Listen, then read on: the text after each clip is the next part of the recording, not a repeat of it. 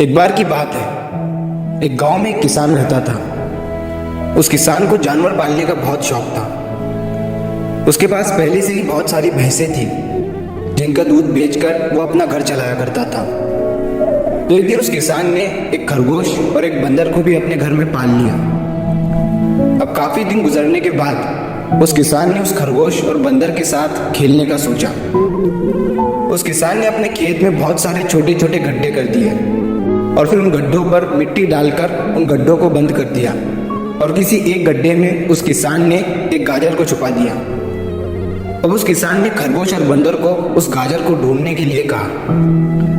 खरगोश बहुत ही कॉन्फिडेंट था और उसे अपने आप पर बहुत विश्वास था।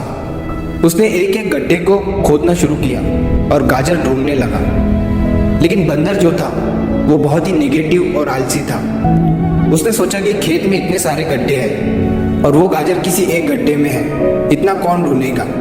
वो बंदर ये सोचकर एक गड्ढे के ऊपर जाकर सो गया। अब उधर खरगोश अपनी पूरी मेहनत से गाजर ढूंढ रहा था। एक एक करके खरगोश ने सारे गड्ढे देख लिए, लेकिन उसे किसी भी गड्ढे में गाजर नहीं मिली। सिर्फ एक गड्ढा बाकी रह गया था, जिसके ऊपर बंदर सो रहा था।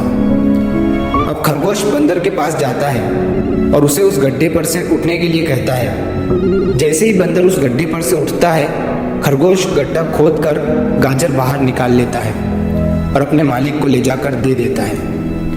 बंदर ये देखकर हैरान हो जाता है कि जिस गड्ढे के ऊपर वो इतनी देर से सो रहा था, गाजर उसी के अंदर थी। वो सिर्फ एक बार खोद कर देख लेता तो गाजर उसे मिल जाती और वो मालिक की नजरों में बड़ा बन जाता। यही सोचकर वो अपने किए पर पछता रहा था। दोस्तों, इस कहानी से हमें 3 बहुत बड़ी सीखें मिलती है। पहली ये है कि हमें कभी भी अपने काम के प्रति नेगेटिव नहीं सोचना चाहिए। जैसे उस बंदर ने सोचा कि इतने सारे गड्ढे हैं और गाजर किस गड्ढे में है पता नहीं।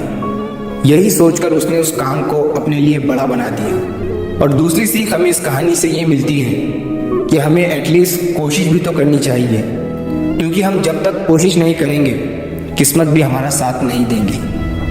अगर वो बंदर जिस गड्ढे पर सोया हुआ था वहां से ही गाजर को ढूंढना शुरू करता तो उसे गाजर मिल जाती, लेकिन उसने कोशिश ही नहीं किया। और तीसरी सीख हमें इस कहानी से ये मिलती है कि हमें जल्दी हार नहीं माननी चाहिए।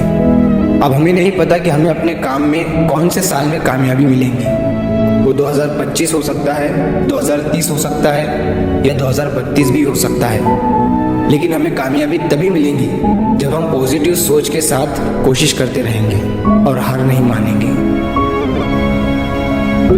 तो अगर आप इस कहानी को और भी लोगों तक पहुंचाना चाहते हो तो इस वीडियो को लाइक करो, ताकि YouTube इस वीडियो को और भी लोगों तक पहुंचाए।